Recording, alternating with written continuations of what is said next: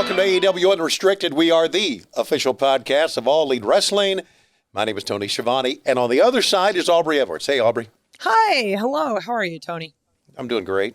We are really excited about our guests because... oh, my God. Yeah, so man. Excited. I tell you why we're excited. Not because he is a great athlete and a great professional wrestler, but he's just a great human and a great person. Yes.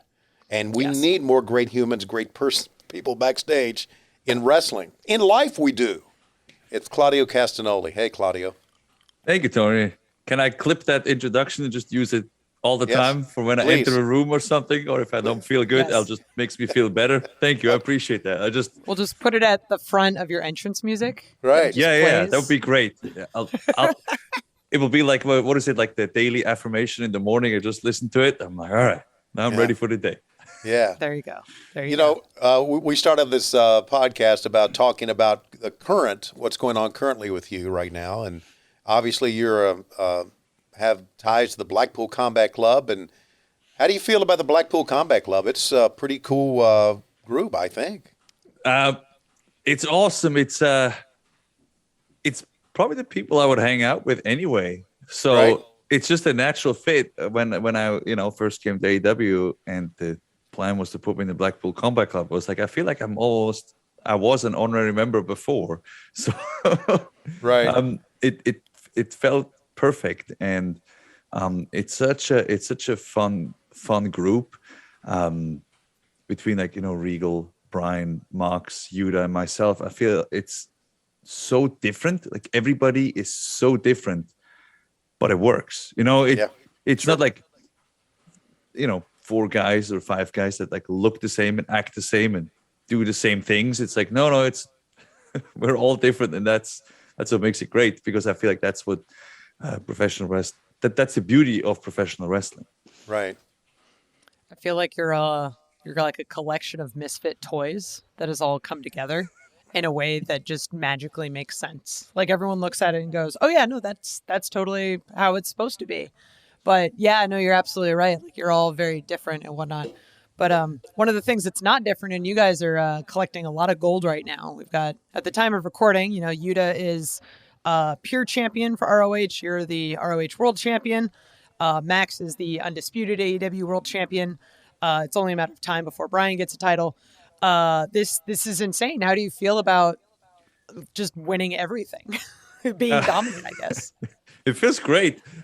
Mainly because we get to take these funny leaning back Utter Madness pictures backstage where we all just lean back, which is a lot of fun. But to me, the camaraderie is what's really important. And we established. That was like last week. It was we had a shoot prior to Mox's title unification match, and we kind of established the only. It kind of started as a joke, but it was funny because the only thing that matters in the Blackpool Combat Club is Uber ratings, because we're like the only stars that matter are Uber ratings, because His Lordship has a 5-star Uber rating. Are you serious? Because I mentioned it because I mentioned that my Uber rating dropped from 4.91 to 4.89, and I'm very upset because that means somebody would have to rate me lower, and I want to find out who it was. And then His Lordship just pulled up his, and he was like, perfect 5. And I'm like, I've never met anybody that had a perfect 5 that uses it as much as he does. So it's very impressive. Wow. I was just trying to look up what mine is. That's 4.9. I don't know what mine is. 4.96. 4.96. See, there we go. You would fit in great with us. I'm nice to everybody. I'm nice to everybody on Uber, and I always tip. What the hell are they looking for? And I don't smell bad. Yeah, so I think mine was I used it after the gym, and I think I sweated on the seats. Even though I cleaned it up when I was leaving, I had a towel with me and everything. I cleaned it up. I think that may have been. I may have farted. I don't know. I may have farted one time. I don't know. I don't know what it was. That's why mine's a 3. I definitely farted in the car. All right. Well, anyway, it's great to have you here with the Blackpool Combat Club and your Uber rating. It's just great. Your recent match was on Friday against Dustin Rhodes. Talk about working with Dustin in the ring, a veteran against some newer talent. It's to me, styles make matchups, right? So it's always a lot of fun working with obviously very young talent or newer talent, and then also working with somebody like Dustin Rhodes, who has been around for so many decades and they've seen so many things and has been able to adapt to so many different styles. Because if you watch him, he always has some new trick up his sleeves and he's trying new stuff, and he never stops learning. And to me, that's very inspirational, because wrestling always changes and you have to go with the times. And that's definitely something that he does very well. So to me, step in the ring with him, I think it was our first singles match. We had a lot of tag matches all over the world, but this was our first singles match. So I was very excited to step in the ring with him, and I was very pleased with the outcome. It was a really great match on top of really great matches. Battle of the Belts 3, you and Takeshita had an incredible match near, I think, the end of his 2-month stint in America. Was like, oh, yeah, no, this is a great way for him to go out. What was your feelings on that match, knowing that he's sort of a more new to the American audience? Yeah, I enjoyed that one a lot, because I think he has so much potential, and he is still very young. I think he's 27 years old, which he will still kind of find his style and who he truly is. And I think once that happens, because I feel you see that with a lot of Japanese wrestlers or wrestlers in general, they start out, they find something, they latch to it, they're going to become really good, then they kind of try to find themselves, and then they're off to the races. And he is such a tremendous athlete and so good already that I'm very excited to see where he's going to be in 2 or 3 years. And of course, for me, it is a great challenge stepping in the ring with somebody like him and see, kind of test yourself. I want to go to Blood and Guts in Detroit. Yes. One of your move is the giant swing, and Jericho, we understand, suggested you do the giant swing on top of the cage. Yes. And Chris said, "Let's do it on the edge," and then he kind of freaked. Then he kind of freaked out and said, "Put me down." How did when Jericho approached you with that? Tell us about that discussion you guys had. Well, so he suggested, he was like, we need to do it on top of the cage. And I'm like, sure, let me go up there and see, because it was my first time in that cage, or especially on top of that cage. And I kind of checked out wherever it would be possible. And I didn't think it was possible in most places, because the rigging thrusts with the big chains and everything that they have to up and lower, that would have been in the way. And then there's, I don't know if you can see it on TV, but there's a lot of like stuff that's like raised and like lowered. So there's a lot of like stuff you can easily trip over up there, and it's like metal and everything. So the place where he suggested, I was like, yeah, that is possible, but you may, in my mind, like his body would be like almost over the cage for a second there. And he was like, yeah, it's fine, I'll trust you. And I'm like, yes, but that's kind of both of, like, I trust myself too, but like accidents can happen, and I'm very, very one of the highest priority is that my opponent is safe. Sure. So when we went and did it, though, as soon as I did like one rotation, I was like, oh yeah, this is fine. We're good. I can do this for a long time. But that's when then Chris, on the other hand, was like, no, we're done. This is good. Because all he saw was obviously, being, what was that, like 20, 30 feet up in the air, like, seeing the crowd below him. And he was kind of like, all right, we're done. So it made a very memorable spot for a very memorable match. And I was very happy because, it's obviously my first time on Dynamite. You want to make an impression, and I feel like that left a good one. Yeah, I want to do a follow-up here on that, Aubrey. How do you do the giant swing and keep your equilibrium? I've never figured that out. It seems to me that by the time you drop them, you would be staggering and falling down yourself. I'm amazed with that. I don't know if I have the perfect answer for that. Okay. I think it's maybe because I've either done it so much or because I focus on my opponents. There was one time where there was a bunch of things happening that I was trying to figure it out, and I was looking around the ring, and I got so dizzy So it's kind of the trick, I guess, is to focus on whoever you're swinging, so then you don't get dizzy, and your legs get tired. What gets tired first, your upper body or your legs? Legs. Legs Okay. go first, and then it's very straining on your lower back. So like usually a day after, if you haven't done it in a while, like a day later, you're like, what have I done deadlifts or something? Why is my lower back so sore? And then I realized, oh yeah, no, I swung somebody and held his weight for 30 times. So it's hard on your legs and lower back. Yeah, but I never really had a problem with getting dizzy, which is good for me. But I know a lot of the guys hate taking it because they get very dizzy. So I think it's hilarious. You should just tell them to like look back at you. You have this little moment of eyes locked while you're spinning someone. Yeah, but then it wouldn't be fun. That's true. So we talk a little about blood and guts, but obviously we have to talk about your AEW debut at Forbidden Door. Bryan Danielson is hurt. He says he can't wrestle Zack Sabre Jr., but he's got the best idea for who to bring in. And I was very much like, okay, I think it might be Claudio, but I don't know. And like, I'm just kind of keeping to myself, wondering who it is. And then I see ref assignments that morning and I see Bryce Remsburg is assigned to the match. And immediately I knew. I was just like, oh, this is definitely Claudio, because there's no other way. There's no other way. This just makes perfect sense. But I remember hearing at one point that like Bryan had suggested, hey, let's bring in Claudio. And Tony says, well, I was already going to bring him in. So how did this whole thing happen? Pretty much like you said, except it was supposed to happen at the Ring of Honor pay-per-view. I was supposed to be a mystery opponent there, but then I was just a mystery opponent a little bit earlier because, Bryan got hurt, unfortunately. But it worked out great. To be Daniel Bryan's replacement is very, big task. And for him to bring me himself, I think that was very organic and worked out good in a story perspective. And then great first week, right, with the Zack Sabre Jr. and then Blood and Guts. It's I mean doesn't get much bigger than that. So right. I thought it worked out pretty perfect. And most things in life I found,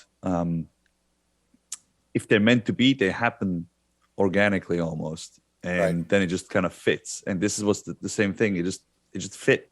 It's great. It was a great crowd at the United Center, which has always been a good venue for us, and they were really into what we were doing. The Swiss flag pops up, boom, on the giant screen, and everybody loses their mind. Pretty good feeling for you, right? Yeah. I mean, there's no other answer. It's just it felt awesome, especially I took some time off, and I feel every wrestler will tell you that when they take time off, when they're hurt, they're like, oh, I don't know if people will forget about me, if they'll remember me, if they will still react or whatever. And I went through the same stuff, of course. And then you come out in that reaction, and you're like, all right, this is pretty awesome. It was very, very awesome, and I'm so happy you're here. This is absolutely great. We're talking to Claudio Castagnoli on AEW Unrestricted coming up. We've got a lot to talk about, including his background in Ring of Honor.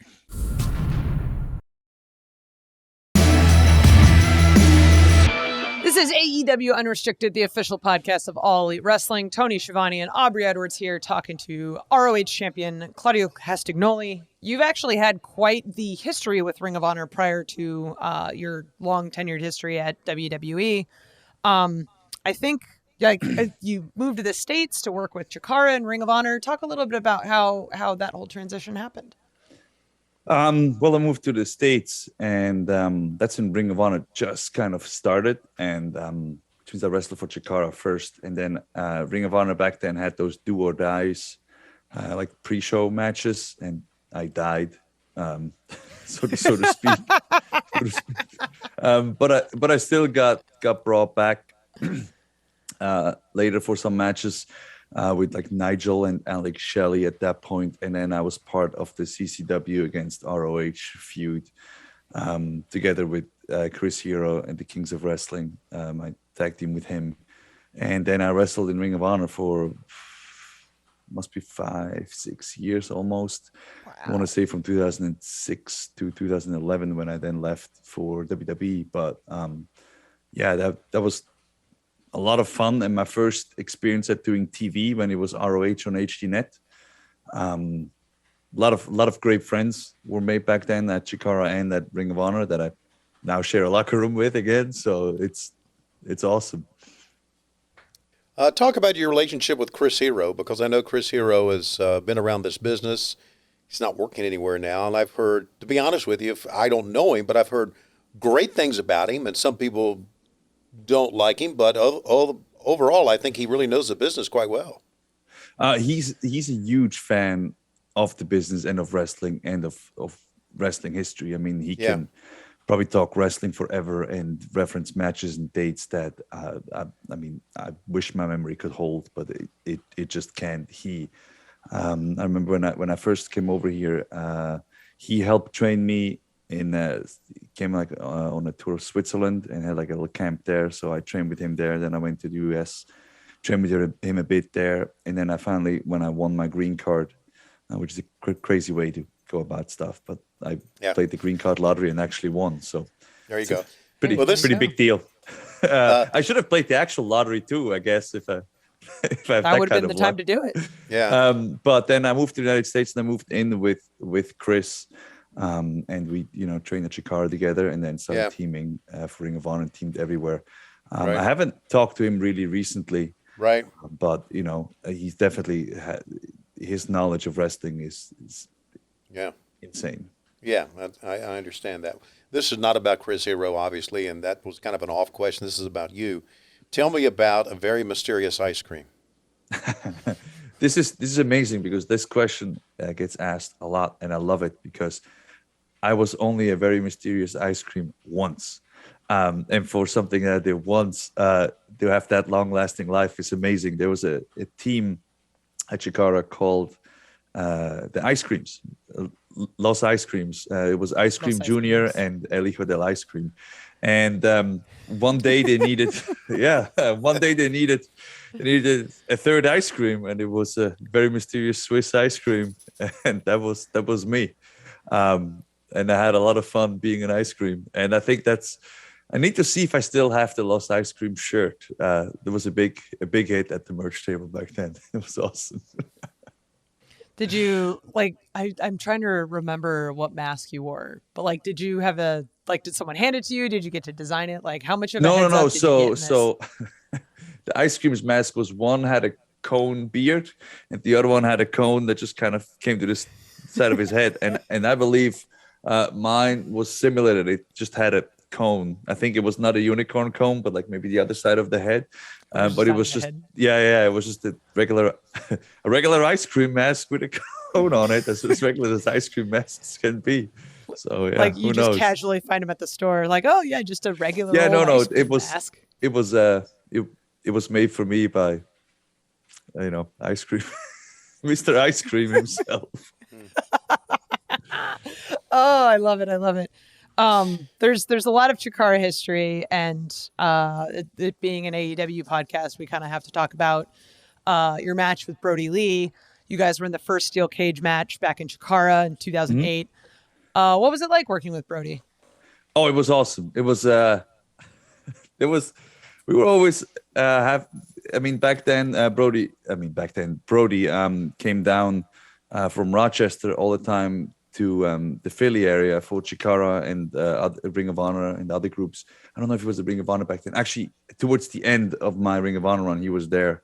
Him and Necro Butcher went at it for quite a bit. But every time Brodie came into town, he stayed at my place. And I remember one of my first paychecks from Japan, I bought a new bed because I could finally afford it. And I saved my old mattress though, so he can sleep on it, because he would just sleep on the couch.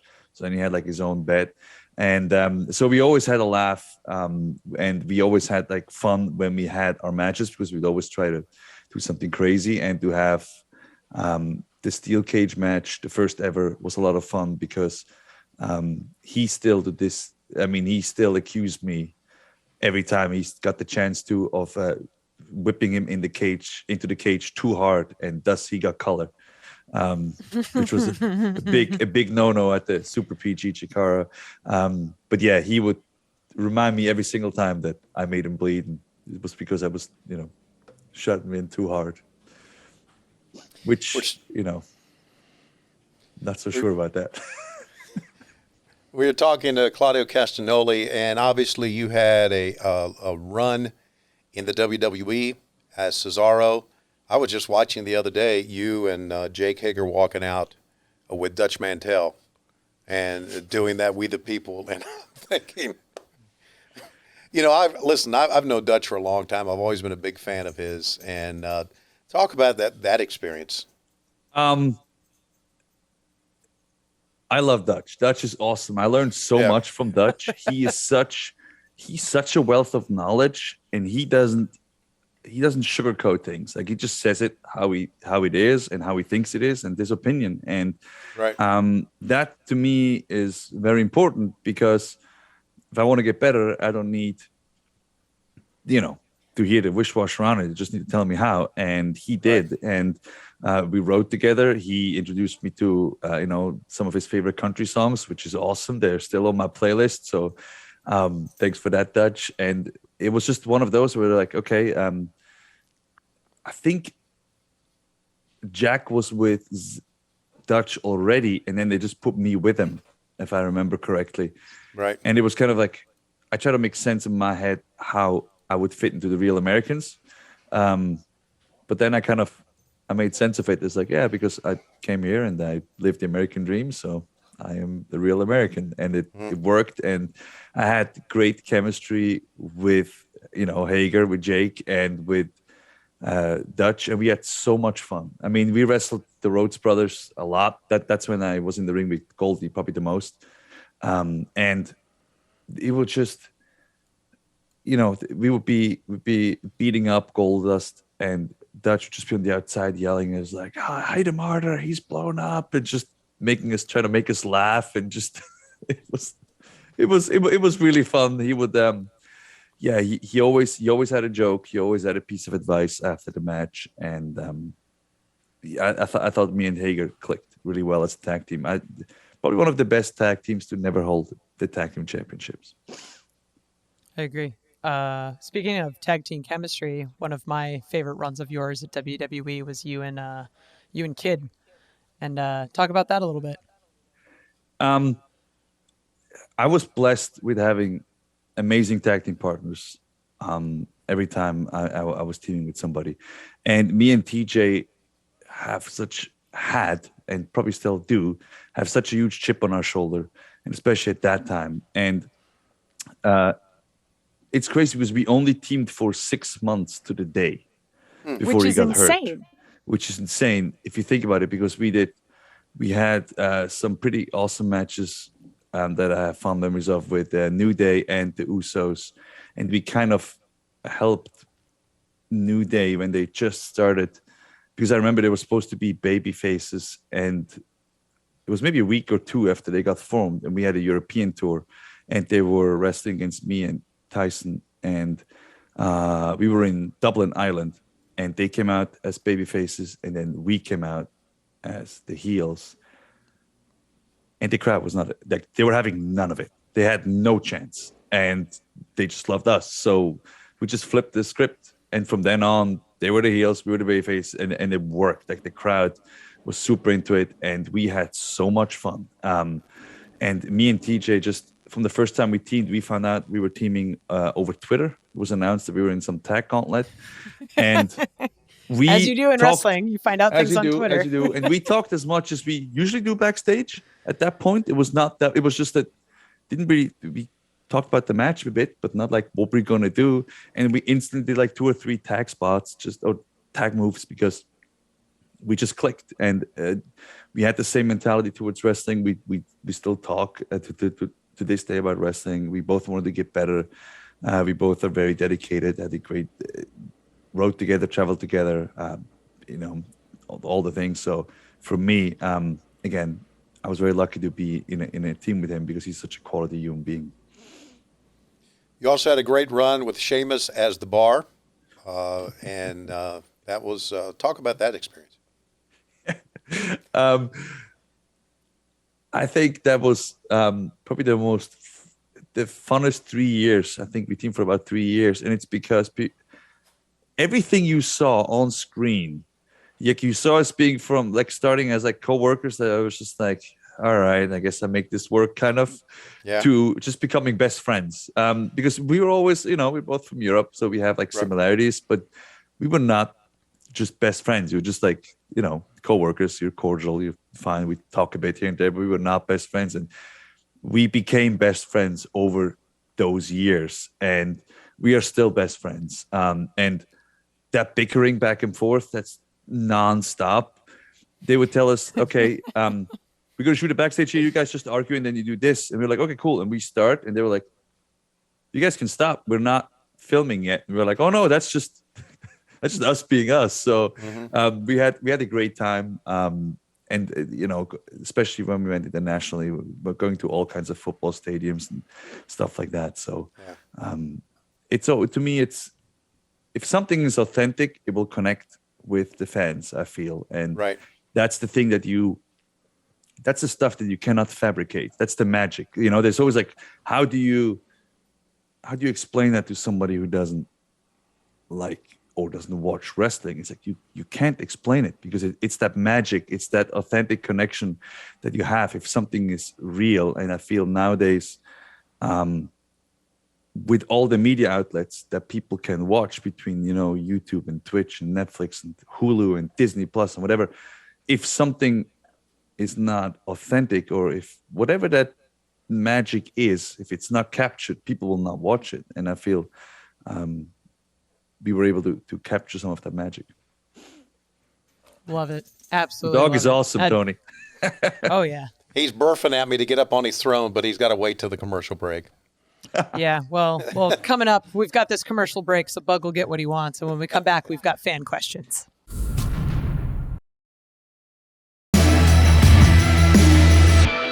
We are talking with Claudio Castagnoli on AEW Unrestricted. Tony and Aubrey with you. Great to have you with us. And great to have Claudio with us as well. Yes. One thing I want to add before I get to the first fan question, there was on our notes here, there was the fact that the question was, how did Claudio keep his appearance at Forbidden Door so secret that day? And the answer is I know, because he was in Tony Khan's office the entire day, because I go in there like a stooge and hang out. And I walked in and there he was. I went, holy shit. Yep. And so that was good. You did. That's very professional to do that. Anyway, let's go to the fan questions. Beast Wrestler 21 asks, if you had to choose, would you rather team with Yuta for the ROH tag title or Danielson and Mox for the trios title? Ooh. Oh man, that's a tough question.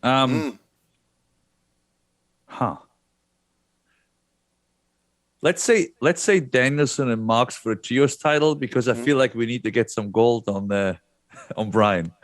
Yeah. Brian's missing out. Good plan. Good answer. Great answer. I like that your answer considers someone else, not necessarily like you in that. Like just quality human being. Just continuing to whatever benefits the Blackpool Combat Club, There you go. Just get all the belts. There's more belts if you guys get trios, so it just increases.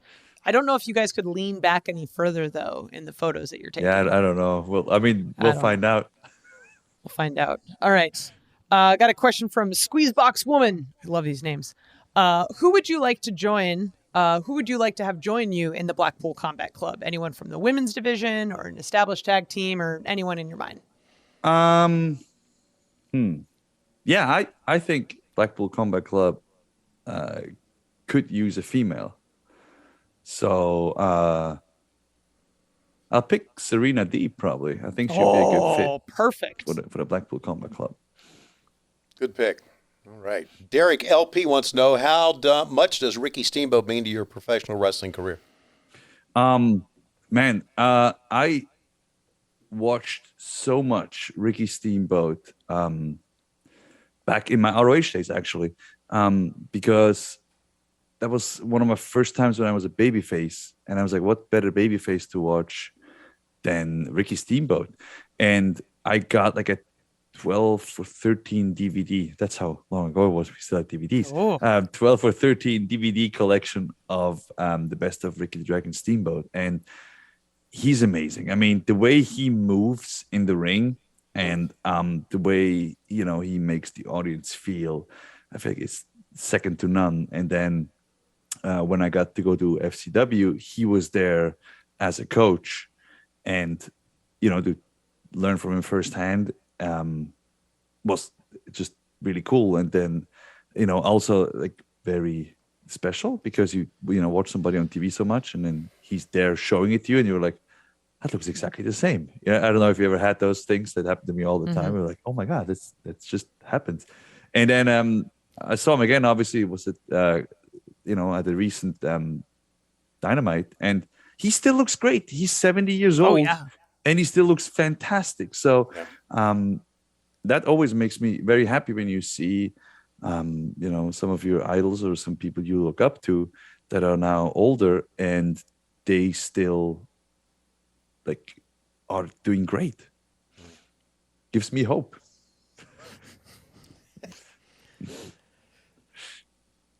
You got a long time before you're 70, buddy. Oh yeah. Well, I'm closer to 70 than not. So Okay. That's true. Very, very true. All right. Next question from Anticlimactic J. What was your favorite match you had during your indie career, and what indie wrestler would you like to go up against today? that's a very anticlimactic question.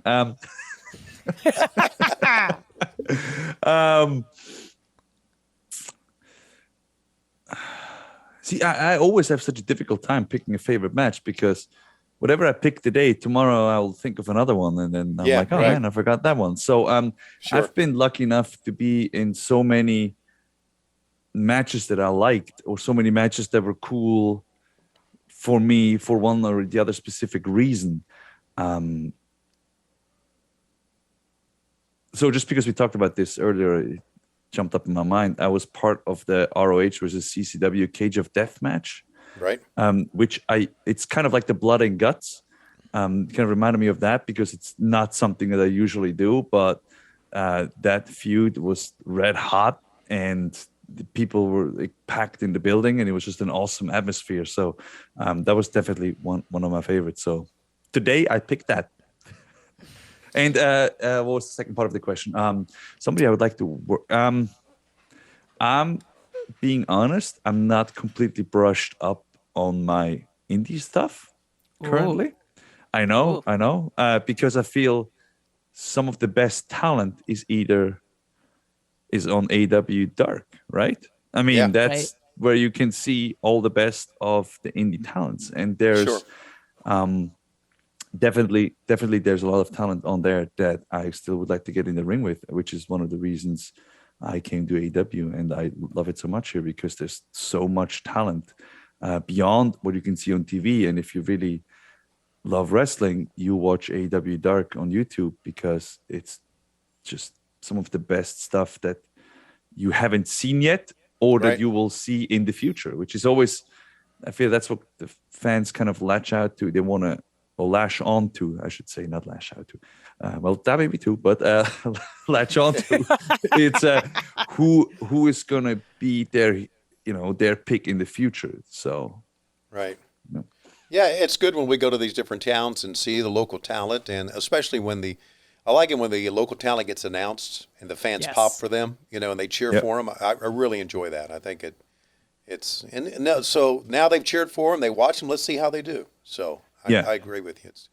It's really good. Yeah. All right. Not going to ask you the next question because it's about some of your favorite moments. I'm going to hop around here a little bit, Aubrey. Marco Solis Martinez wants to know, Claudio, as a noble termite who loves your Twitch, what is your most anticipated game of 22-23? Of course, Shivani asked the video game question. Of course. Well, I know the answer for sure. It's AEW Fight Forever. Hey, Right? Man, your Right? company. So here's the thing. And this is true. I don't play as many different games as other people. Like I know, for example, like Adam Cole and Chucks, they play like almost every A title that comes out, or every like cool title. Me, I stick to my games. I like League. I started playing Star Citizen, which is insane. Star Citizen? It's way too big for me, and it's already like starting to consume me. So not good. Right. But the one thing I really look forward to is AEW Fight Forever, because every wrestling game I played since No Mercy, it's just not as intuitive, and that's maybe because I'm old. But I literally I saw the first trailer of Fight Forever, and I was like, this looks just awesome. It's just because I want one of the big parts of the video games, they need to be fun, right? Yeah. Because so I don't play like the Call of Duties and the other kind of games because they look real. Because if I want something to look real, I go outside and I don't know, I will go play paintball or go play football or whatever with my friends. But if I want something to be fun, and AEW Fight Forever, it just looks like so much fun. So I'll definitely be streaming that on my Twitch. Oh, I love that answer. Just as a former game developer, I definitely appreciate just the focus on fun in games, because that's so I get it. So, like sports, you can make simulations, right? Like NBA, FIFA. I'm a big fan of FIFA too. So like that, like college football, like NFL, you want the simulation, but wrestling, you cannot simulate it. It's like I said before, it's not, I don't know, like it's, well, the ratings and the things, like how do you decide though, right? Because, it's like, let's make a game about, so like in a James Bond video game, you do not play Daniel Craig, right? So it's one of those weird things. So I'm very excited to see how Fight Forever is actually, like, plays and is fun. And that just, it makes me happy. Yeah. I think the way you described it in the last segment of wrestling is that magic. I think that's what you're looking for. Exactly. Right. Yeah. I think I'm with you. I get on one video game and I just kind of hang with it, Same. Yeah. Same. What's your video game, Tony? Halo Infinite right now. Ooh, you're a Halo guy. With you and Adam Cole, baby. Yeah. Big Halo guys. I've never played Halo. I need to probably try it. Yeah. Yeah. I don't like. I don't like games, and I don't get the games where you're a hunter and you shoot innocent animals. Number one. Number two, I don't like games where you shoot other humans, but I certainly like games where you shoot aliens. Yep, and that's a good point. Yeah, so I'm really into that, and I'm a damn good sniper. God, I should have been a sniper in the military or something like that. I'm great. See, I'm Starbucks I'm absolutely terrible at first-person shooters. Oh, Same. Really? My reaction time is so slow. Right. Outside of the ring. So yeah. I love it. But I want to try Star Citizen. Star Citizen. So it's this crazy MMO where you can actually do first-person shooting missions as well. I think against aliens, but it's just like a space simulator. It's like a completely different universe that you fly your spaceship. You can go on like package delivery missions. You can go be a bounty hunter. You can go be a mercenary. You can go do air combat. You can go explore caves. It's so huge that it's still in its alpha. It's not even beta yet.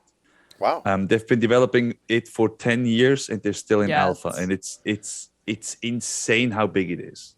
Okay. If you're also into the sports if you're also into the space games and you haven't tried out Elite Dangerous, definitely something to check out. I was just alerted about that when I started playing Star Citizen. I'm like, I don't need another one. It's but I'll try. It's good. Of my friends who have kind of touched both, Elite Dangerous tends to be the one that everybody tends to point towards. So not gonna take you away from Star Citizen, but I'll try. Here's this other one. All right. Completely different topic from video games. Nick Myers asks, share your thoughts on some of your dad jokes being in Jon Moxley's book, and what made you love dad jokes? So I didn't even know that they were going to be in the book. I had no clue, which is exactly how, that's a very, very John thing to do. I saw, I think somebody tweeted like a page of it and it had like a joke. And I'm like, oh, that's hilarious, because every now and again I would send him a joke, or, he would remember one or whatever. And then I got the book and I was like, oh no, there's a lot of them in there, which is awesome. I think that's just always been my sense of humor. It's the very bad sense of humor, like puns and play on words and stuff like that. And I didn't realize it, but the other day I made one in the locker room, and somebody just goes like, "God, how do you have so many?" And then one of the Chikara guys, one of the Chikara guys was like, "He's been doing it for over 10 years, ever since I remember." And I'm like, "Oh, really? All right. I guess I have some practice in it." John K. wants to know, Claudio has been known to do CrossFit in the past. Do you still do it? And if so, what do you like about it? I do. CrossFit has had the ingenious idea to brand functional fitness. So I used to do CrossFit before it was named CrossFit. It was just functional fitness. And I used to do it because I found it was the closest thing to getting me in ring shape. I would go on the like local high school track and like do like, I don't know, 100-meter sprint, and then run up the steps, and then do push-ups, and then squats, and then do lunges, and just, Yikes. just mash a bunch of things together. And then CrossFit started doing it for me. So I still do my like a regular kind of like weightlifting routine, but I always start and end it with what they call a workout of the day, which is just a functional fitness little cardio thing. And that's what I love about it. What I love specifically about the CrossFit community is that it gets people to be active. It's not your gym where you just go in and then you leave and you kind of get intimidated or whatever. It's this sometimes just bare bones gym that you go to and you do a class, and everybody is trying to motivate each other, and everybody is just there to do their best. And it's been an awesome community that when I traveled with WWE, me and Rollins used to go to CrossFit gyms, and the community there, I've seen more older and young, older and like overweight or whatever you want to call them, people work out at a CrossFit gym that I've in any other gym, and they always just do their best they can, and they work so hard it makes me want to work harder. And the community has been so great of like, opening it up for us when, even if they would be closed or staying a bit longer or whatever. And It's been very inviting and motivating. And that to me is my favorite part, that it helps people, get in shape and reach their fitness goals. All right, buddy. Listen, Claudio, it is wonderful having you here on many levels. Yes.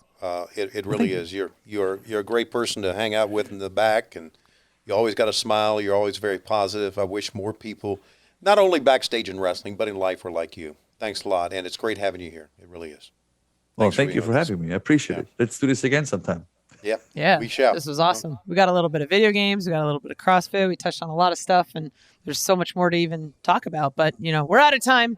If you want to see Claudio, you can see him Wednesdays on Dynamite, on TBS, or Rampage, on TNT on Fridays. Or, as he mentions, you should definitely be watching AEW Dark Mondays on YouTube, Dark Elevation. And then Tuesday, we're all over. I can't remember where we're at. And then Tuesday, regular Dark, original recipe, also on YouTube. So this is Tony Schiavone and Aubrey Edwards, along with our good, wonderful pal, Claudio Castagnoli. Thank you for listening to AEW Unrestricted.